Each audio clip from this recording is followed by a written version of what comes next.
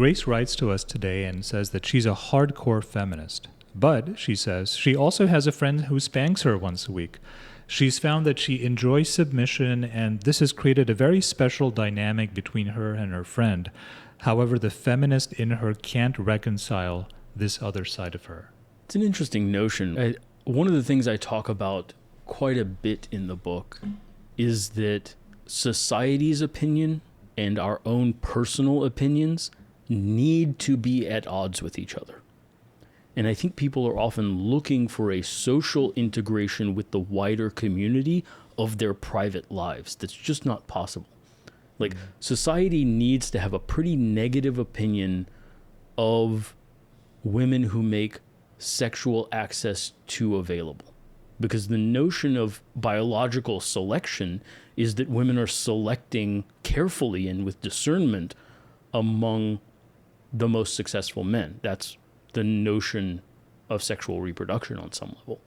And so from a biological, and the cultural is mimicking the biological, the culture needs to have a negative opinion of giving it away too easily, which is why the terms whore and slut exist as negative attributes.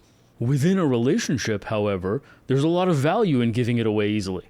That actually fosters a great deal within a relationship. And so the within relationship, outside of relationship frame mimics the within my mind and within my relationship frame. There needs to be some privacy in your head. Even that's why I'm very dominant, but I do think that submissives need some private time, private space, private thinking space, a private journal, certain relationships where they are allowed to bitch about their dom, ideally with a kink-friendly friend or best friends or something like that, because we cannot mimic the level of openness in our mind in our relationship. That would be destructive. Like, every negative thought I have has to come out of my mouth. That's not going to be conducive to a relationship. And the same is true of relationship and society at the next level, is the dom-sub interaction that may be very fulfilling and meaningful and growth-promoting in a relationship, and the ease of sexual access, specifically, that we're talking about here, can be incredibly destructive in society, but incredibly valuable in a relationship. And so you can't just mimic one to the other. I mean, as dominant as I am, as much as like I have misogyny kink and 1950s kink, and I very much value traditional gender roles, I think there is a tremendous amount of value to that in a relationship. I think there's a lot of reasons why those roles were condoned or recommended by cultures. I also think that it works even better when it's a free choice.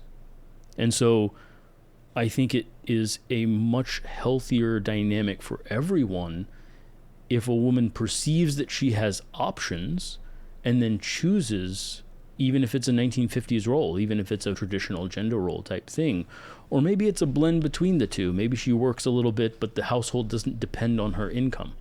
I think there's a lot of ways of doing that, but the notion of it being a free choice hinges on, for me personally, on the notion of society having a certain amount of ability to provide options, even if within a relationship, that's not the structure that's chosen. Yeah, one of the things that came to my mind when I was reading this is how it's always very useful to pay attention to your fantasies, right? Especially if you have a sexual fantasy like this. She obviously is carrying out a fantasy with this kink relationship with a friend. Whenever something like that keeps coming up, it's some kind of... There's always something to learn from the patterns of the fantasies that keep coming up. In this particular case, she is obviously conflicted between her feminist ideology and what is coming up for her just as a form of desire. And she could, of course, bury that and she could just compartmentalize that, but she could also study it without judgment and try to figure out what is it that's saying, and let go of the idea of being shamed by your fantasies. I think that's also really important. You don't have to act out all your fantasies, especially if they're violent or destructive to other people. But when you do have them, I think it's useful to study them and ask yourself what they're trying to tell you. So that might be my advice to her, is see where that thought goes. Yeah, I mean, it can even be telling you stuff you already know, and that's okay. Like, I remember I had one attending in residency who I just fucking hated. And like, yeah, I had many violent fantasies about like just punching her in the face. Like that, you know, I'm not generally inclined towards violence towards women, but fuck, she fucking deserved it more than anyone I've ever met. And so I've heard this countless of times. yeah, and so I think the main thing is just like the fantasy was telling me that there was a lot of anger there. Okay, I'm aware. It's not rocket science. It's not some new revelation, but it also didn't have an outlet. Like I'm in a very precarious, you know, if you get kicked out of residency, like I'm hundreds of thousands of dollars in debt with no practicable skill. And I've spent 6 years of my life. I didn't complete the remaining one. And now I've got nothing to show for it except a bunch of debt. And so it's a very precarious position on some level. And that anger had nowhere to go except towards fantasy. Now, in a similar way, if you are very constrained by what society might think of you, your fantasy has nowhere to go. If you do fantasize about submission, if you find yourself pulled that way, well, it's going to keep cropping up in fantasy. Now, she's found an outlet with this friend, but the external, what I call the persona, Jung talked about this notion that we develop a persona, a version of ourselves that's convenient for society. And when we over-identify with that version of ourselves, we start judging our other impulses. And I think that's what she's done in a lot of ways, is she's got this feminist persona, and then she's judging her private, unconscious, deep, erotic needs. And those two don't go together.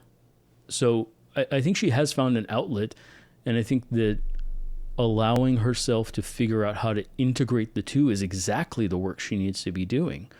And it sounds like she is, at least in asking the question, but it's not one or the other. It's not this or that. It's both. It's when should I recommend a feminist view, and when should I recommend the view that comes from my deeper inner self that is called to submission.